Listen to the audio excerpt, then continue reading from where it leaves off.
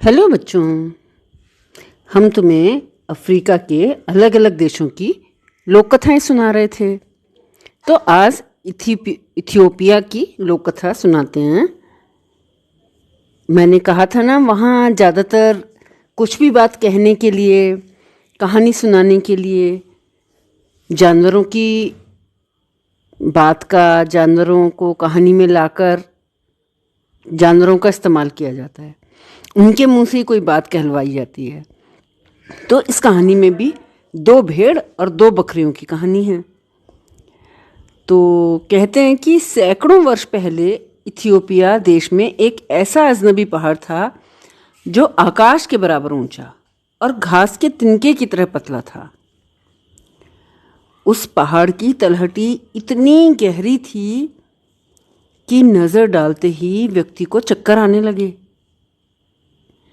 कहते हैं उस पहाड़ी पर एक गांव बसा था।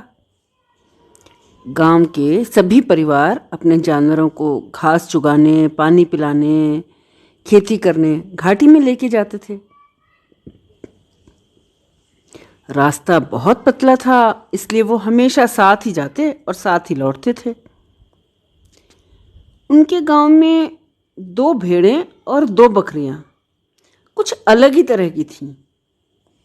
2 भेड़ें तो ऐसी थीं जैसे 2 दोस्त हों, जिगरी दोस्त, एक दूसरे के बिना रह ही नहीं सकते। जबकि उनमें से एक का रंग काला था और दूसरे का सफ़ेद था। दोनों एक साथ ही घास चुगती, एक साथ ही पानी पीती, कहीं भी जाना होता तो साथ जाती, सब एक साथ करती, बस जैसे 2 शरीर एक जान बोलते हैं, उस तरह से।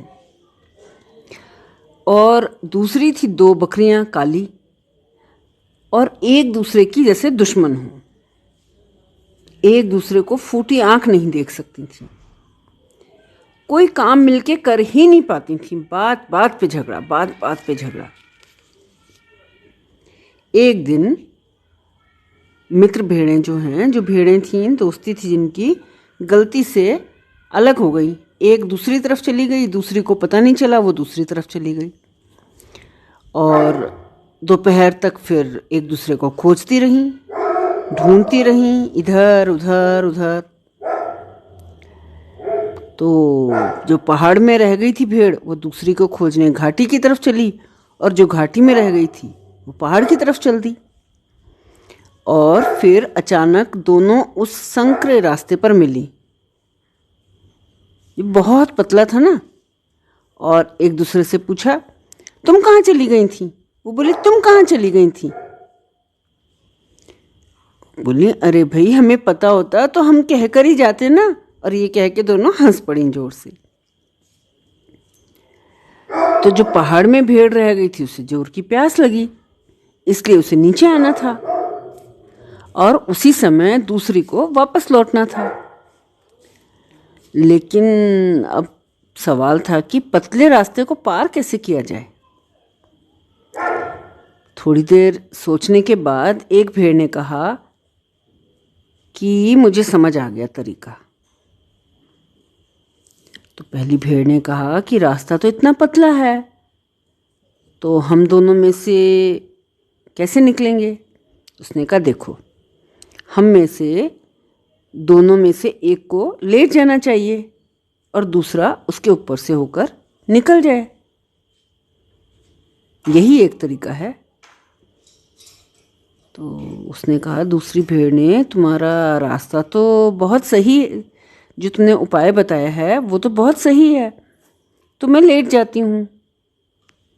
तो पहली भेड़ ने कहा, अरे रुको रुको, मैं लेटती हूँ पीठ के बल, और तुम मेरी पीठ पे से चूहे की तरह चलकर खिसक खिसक कर धीरे धीरे चली जाना।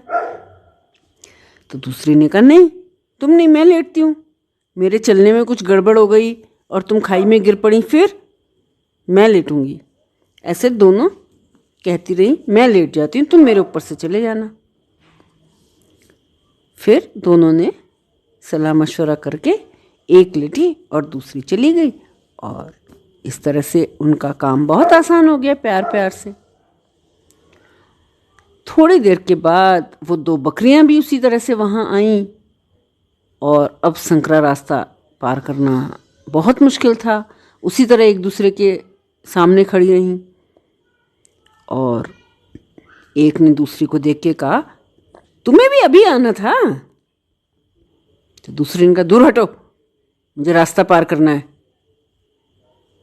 फिर पहली ने कहा, तुम होती कौन हो जो मुझे हटाओगी? मैं तो जाऊंगी और जरूर जाऊंगी। और ऐसा कह के अपने सींग हिलाती हुई रास्ता पार करने लगी। पहली बकरी को तो ये सहन ही नहीं हुआ। उसने अपने सींगों से उस पर इतनी जोर का हमला किया कि बस दोनों भिड़ गईं और कोई अब कभी एक नीचे ऊपर पटकते पटकाते दोनों की दोनों खाई में जाके गिरी। और नीचे खाई में क्या था? बड़े बड़े जहरीले सांप। उन सांप ने उन दोनों का सारा खून चूस लिया और थोड़ी देर में दोनों की दोनों इस दुनिया से चल बसी। तो बच्चों, ये कहने की तो बात ही नहीं है कि मुसीबत के समय में या ऐसे समय में क्या करना चाहिए। ये तो तुम्हें समझ ही आ गया होगा। ठीक है ना? बाय।